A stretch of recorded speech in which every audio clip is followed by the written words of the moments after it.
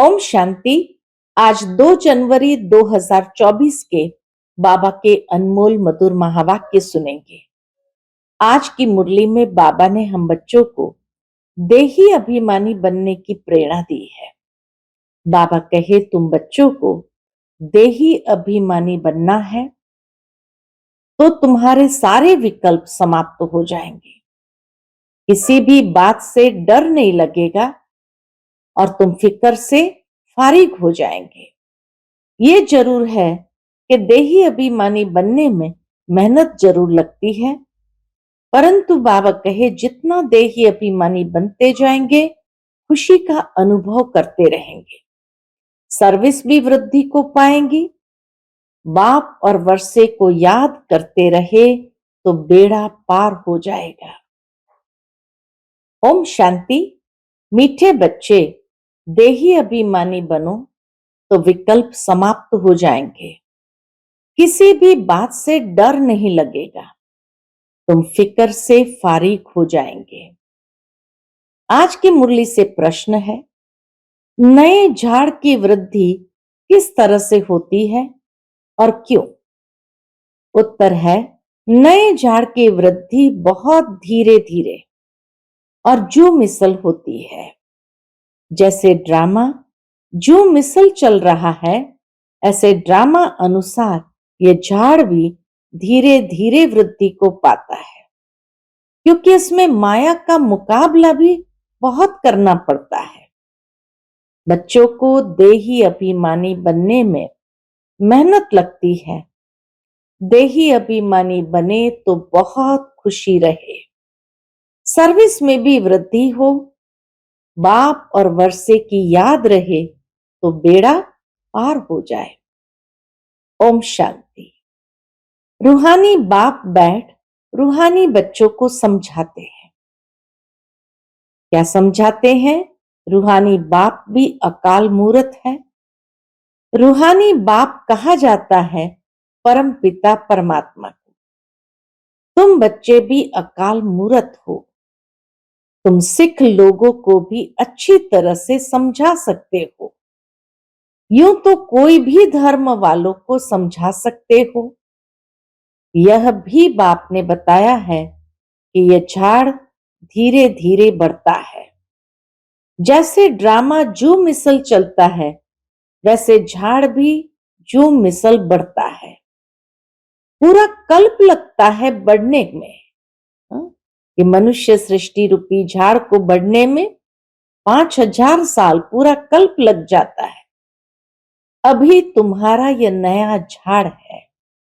तुम बच्चों के भी कल्प की आयु हो जाती है। 5000 वर्ष से तुम चक्र लगाते हो। जू मिसल ये चक्र चलता है। पहले पहले तो आत्मा को समझना है। यही डिफिकल्ट बात है। स्वयं को आत्म समझ कर चलना, यह है डिफिकल्ट बात।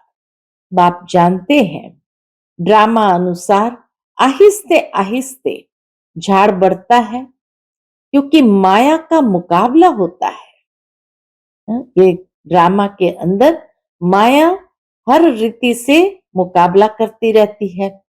इस समय उसका राज्य है, फिर तो रावण ही नहीं रहता। तुम बच्चों को पहले देही अभिमानी बनना है। सबसे पहला पाठ बाबा आकर आत्मा का देते हैं, तो बाबा कहे तुम्हें सबसे पहले देही अभिमानी बनना है। देही अभिमानी बच्चे सर्विस बहुत अच्छी करेंगे और बहुत खुशी में भी रहेंगे। बुद्धि में फालतू विकल्प नहीं आएंगे। गोया तुम माया पर जीत पाते हो तो फिर तुमको कोई हिला न सके। अंगद का भी दृष्टांत है ना, इसलिए तुम्हारा महावीर नाम रखा है।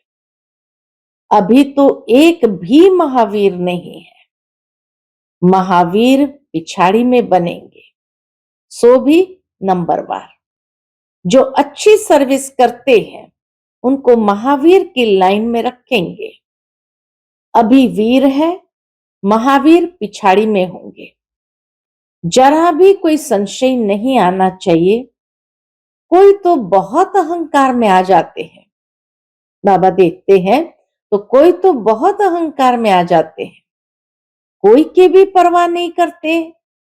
इसमें तो बड़ी निर्माणता से कोई को भी समझाना होता है। अमृतसर में सिखों की तुम सर्विस कर सकते हो। संदेश तो सबको एक ही देना है।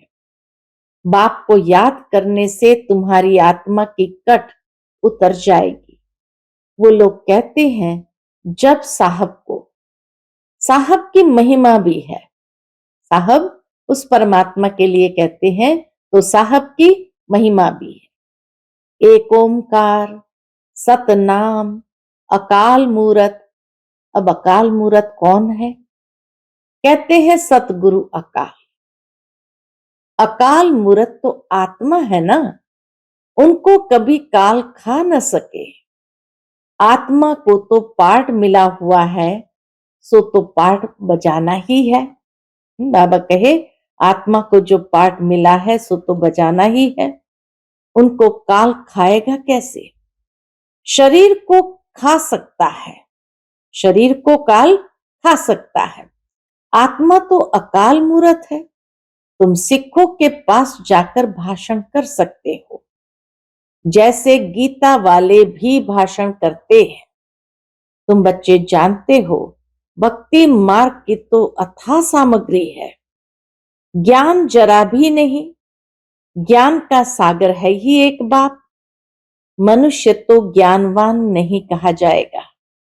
देवताएं भी तो मनुष्य है ना, परंतु दैवी गुण है, इसलिए देवता कहा जाता है। उन्हों को भी बाप से ही वर्षा मिला था।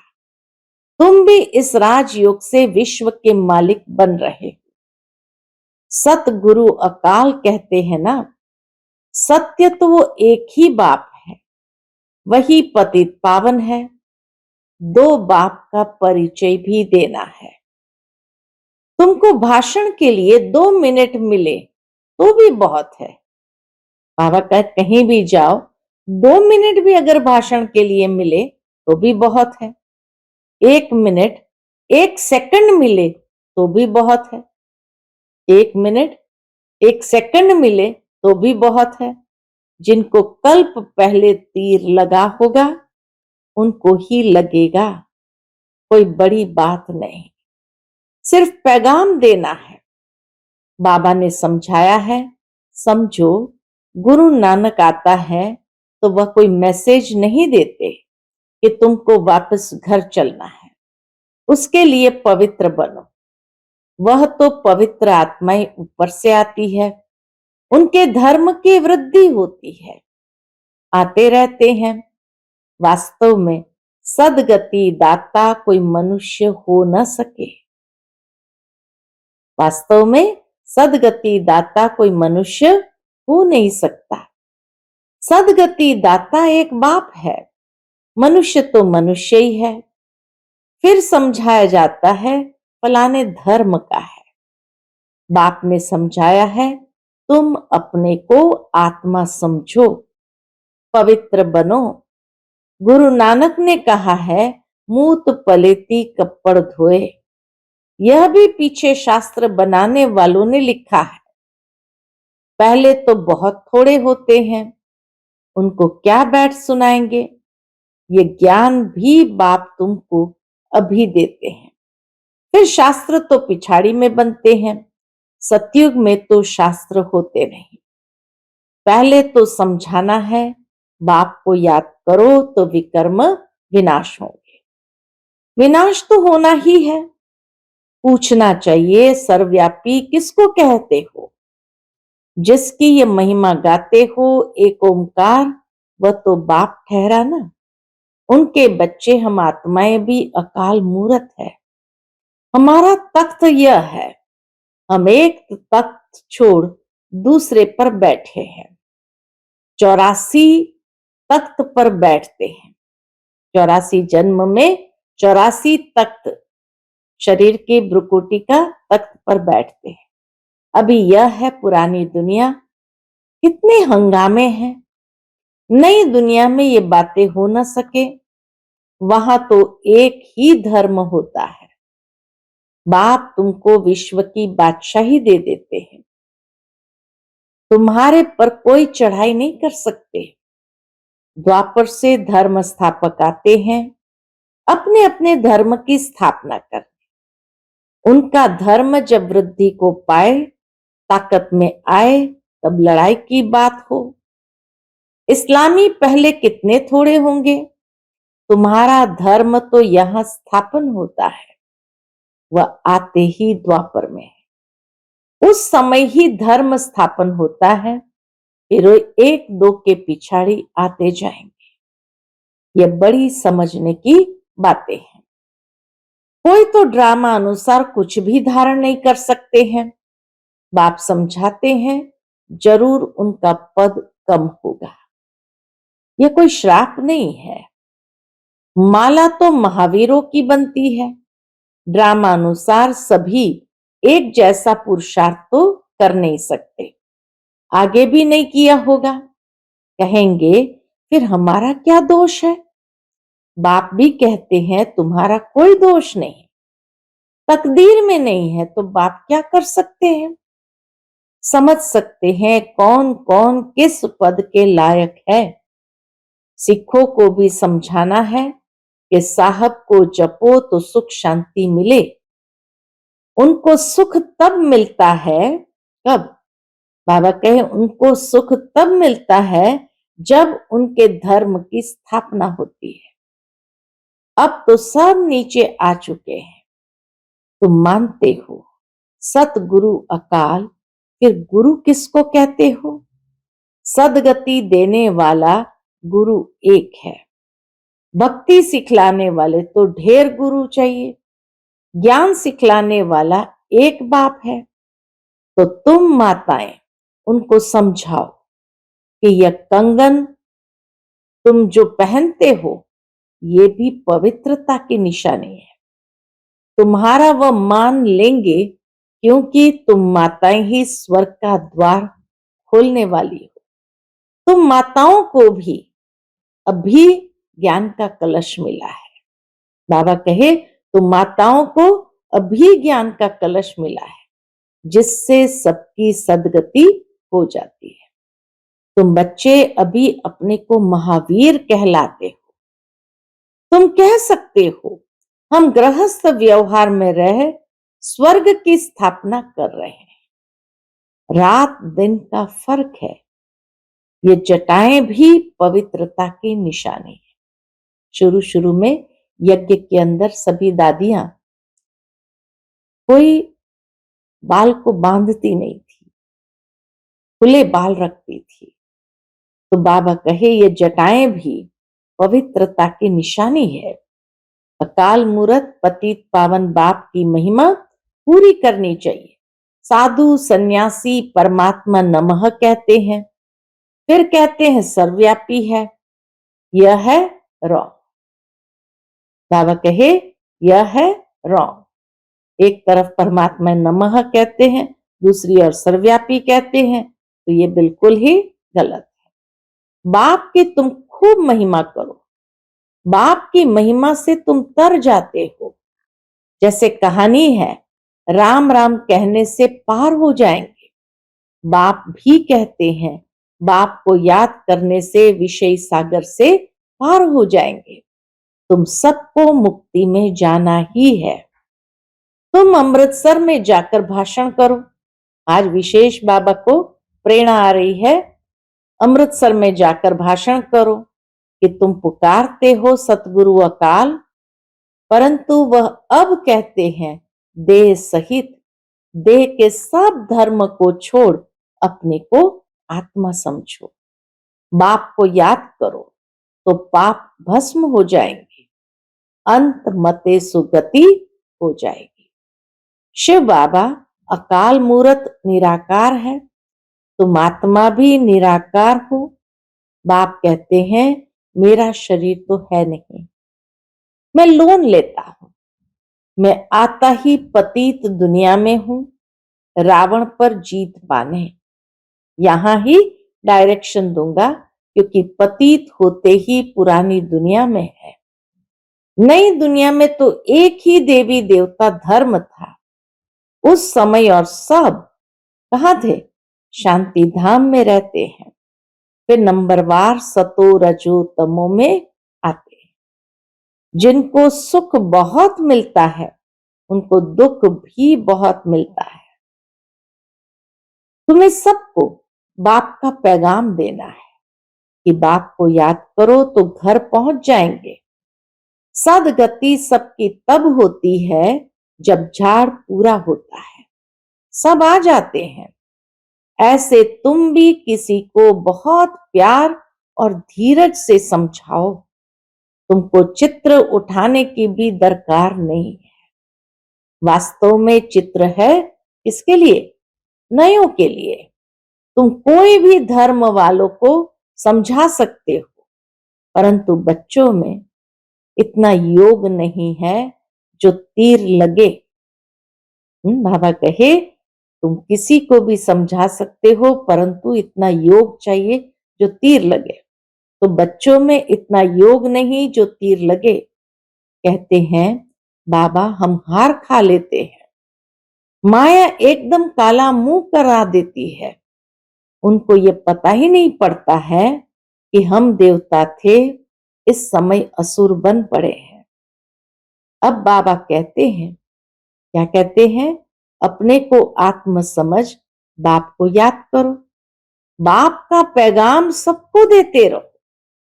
बाइस्कोप के स्लाइड्स पर भी लिखो कि त्रिमूर्ति परमपिता परमात्मा शिव कहते हैं माम एकम याद करो, तो तुम्हारे विकर्म विनाश होंगे, तुम मुक्ति जीवन मुक्ति पालेंगे। पैगाम तो सबको देना है ना, स्लाइड्स भी बन जाना चाहिए। बाबा कहे स्लाइड्स भी बन जाना चाहिए। इसमें यह जैसे एक वशीकरण मंत्र, मन मना भव का सबको दो। इस पढ़ाई में देरी नहीं लगती, आगे चलकर सब समझेंगे, कोई फिक्र की बात नहीं। फिक्र से रहित तो होना ही है। मनुष्य देखो मौत से कितना डरते हैं, यहां डरने की तो बात ही नहीं। तुम तो कहेंगे अभी मौत न आए, अभी हमने इम्तिहान ही पूरा कहाँ किया है, अभी यात्रा पूरी नहीं की है, तो शरीर क्यों छूटना चाहिए? अभी यात्रा पूरी नहीं की है तो शरीर क्यों छूटना चाहिए? ऐसे मीठी मीठी बातें बाप से करनी है। बहुत अच्छी टेव, आदत पड़ जाएगी। यहां चित्र के आगे आकर बैठ जाओ। तुम जानते हो हमको बाबा से विश्व की राजाई मिलती है, तो ऐसे बाप को बहुत याद करना चाहिए ना। याद नहीं करेंगे तो सजाएं भोगनी पड़ेगी। बाबा को तो याद पड़ गया है कि हम यह बनने वाले हैं। बाबा को तो याद पड़ गया कि हम ही जाकर के यह बनने वाले हैं, तो बहुत खुशी होती है कि हम यह बनेंगे। देखने से ही नशा चढ़ जाता है। तुमको भी यह बनना है। बाबा हम आपको याद कर ऐसे बनेंगे जरूर। और कोई काम नहीं है तो यहाँ चित्रों के सामने क्या करो? और कोई काम नहीं है तो बाबा कहे यहाँ चित्रों के सामने आकर बैठ जाओ। बाप द्वारा हमको ये वर्षा मिलता है, ये पक्का कर दो। ये युक्ति कम नहीं है, परंतु तकदीर में नहीं है तो याद नहीं करते। बाबा कहते हैं यहाँ आते हो तो बहुत प्रैक्टिस करो, तो जो कुछ ग्रहाचारी होगी वह उतर जाएगी। सीढ़ी के चित्र पर यह विचार करो, परंतु तकदीर में नहीं है तो श्रीमत पर क्या होगा? तकदीर में नहीं है तो श्रीमत पर चल नहीं सकते। बाबा रास्ता बताते हैं, माया काट देती है। बाबा युक्तियां बहुत बतलाते हैं। बाप और वर्षे को याद करते रहो। कहते हैं अतीन्द्रिय सुख किसको पूछो? गोप गोपियों से पूछो, जिनको निश्चय है कि हम बाप से वर्षा जरूर लेंगे। बाबा स्वर्ग की स्थापना कर हमें उसका मालिक बनाते हैं। चित्र भी ऐसे बने हुए हैं। तुम सिद्ध कर बताते हो कि ब्रह्मा विष्णु का क्या संबंध है। ब्रह्मा विष्णु का क्या संबंध है और किसको भी पता नहीं है।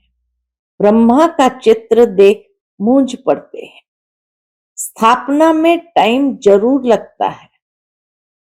स्थापना में टाइम जरूर लगता है। कर्मातीत अवस्था में भी टाइम लगता है। घड़ी घड़ी भूल जाते हैं, यह आदत डालनी चाहिए। नौधा भक्ति वाले भी चित्र के आगे बैठ जाते हैं। हमको दीदार हो। तुम तो यह बनते हो तो तुमको याद करना चाहिए। बाबा कहे तुम्हें दीदार मांगने की जरूरत नहीं, तुम तो ये बनते हो तो तुमको याद करना चाहिए। बैज भी तुम्हारे पास है। बाबा अपना भक्ति मार्ग का मिसाल बताते हैं कि नारायण की मूर्ति से मेरा बहुत प्यार था।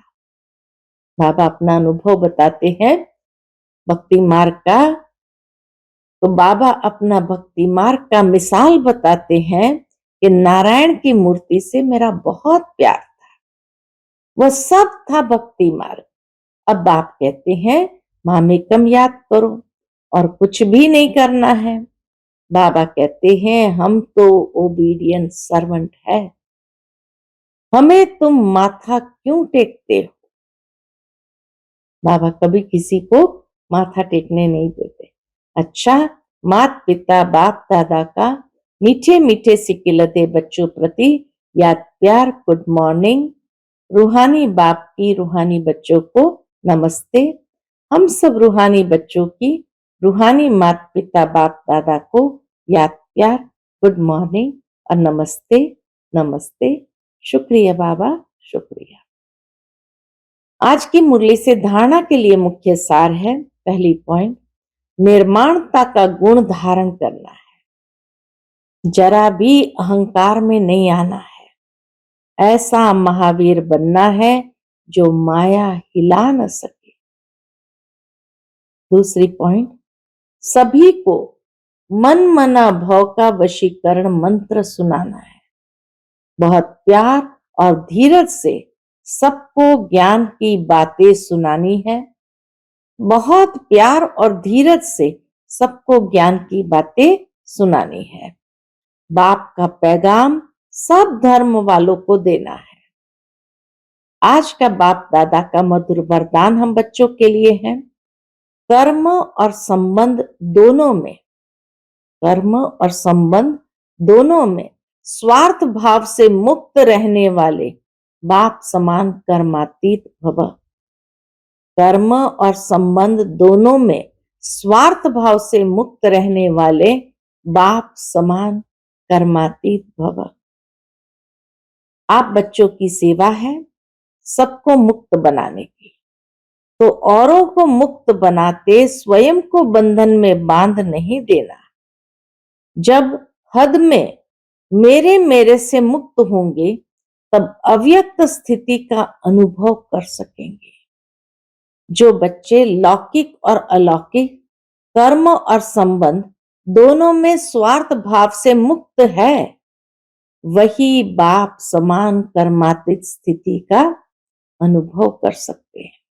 तो चेक करो, क्या चेक करना है? तो चेक करो कहां तक कर्मों के बंधन से न्यारे बने हैं। व्यर्थ स्वभाव संस्कार के वश होने से मुक्त बने हैं। कभी कोई पिछला संस्कार स्वभाव वशीभूत तो नहीं बनाता है। आज का स्लोगन है समान और संपूर्ण बनना है तो स्नेह के सागर में समा जाओ। समान और संपूर्ण बनना है तो स्नेह के सागर में समा जाओ। अच्छा, इस अव्यक्त मास में आज का पुरुषार्थ है अव्यक्त साइलेंस द्वारा डबल लाइट फरिश्ता स्थिति का अनुभव करो।